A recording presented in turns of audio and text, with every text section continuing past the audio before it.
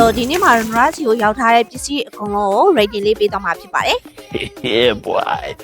ပထမဆုံးအနေနဲ့ our class နဲ့တူတယ်ဆိုပြီးတော့နာမည်ကြီးနေတဲ့ manager bracelet လေးပေါ့နော် premium စသုံးမှုဖြစ်မယ်ဒီကောင်လေးကပို့ပြီးတော့အမွေးဤတယ် half လေးလည်းပါတယ်ရမ်းကြိုက်လို့ rating က7လောက်ပြီမယ်ပြီးတော့ဒါလေးတွေကတော့ DD brush လေးတွေအခုမှအသက်လေးလည်းပါလာဖြစ်တဲ့အတွက်ကြောင့်မလို့တိတ်တော့မသုံးတတ်သေးဘူး6မှတ်လောက်တော့ပြီမယ်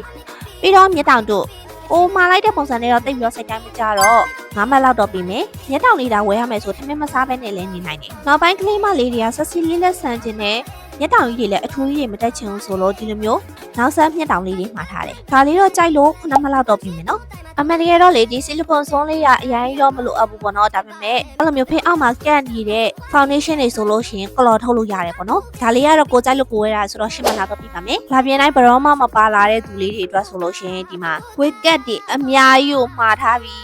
အမှကြိုက်တဲ့လောက်သာတက်တော့ဒါလေးကတော့ concealer အနေနဲ့မှားထားတာလေးပေါ့နော်ဒီလိုမျိုးပလင်းလေးနဲ့ဆိုတော့အကုန်လုံးယူသုံးလို့ရတယ်ပေါ့နော်ကျွတ်တောင်နေဆိုလို့ရှိရင်ကြံခဲ့တာကြီးများလို့လေအရင်အကြိုက်ထဲကြီးမပါလို့9မှတ်လောက်ပြီမယ်နော်ကဲနောက်ဆုံးအခါလေးကတော့အရင်ကြိုက်လို့မှားလိုက်ပေမဲ့ပစ္စည်းလေးကနောက်မှရောက်လာတဲ့အတွက်ကြောင့်မလို့နောက်တစ်ခုအသစ်မှားလိုက်ရတယ်ဒါလေးကကြတော့ body day စပင်းလေးပေါ်မှာအလက်လက်လေးဖြန်းတဲ့ဟာလေးပေါ့နော်သူကဟီလေးနဲ့ short ချလေးလို့ရှိရင်လည်းဆေးရပြောင်းရလွယ်တယ်ဒါလေးကတော့ပြန်ရောင်းရင်ကောင်းမလားလို့လေဒါလေးလည်း9မှတ်လောက်တော့ပြီးပါတယ်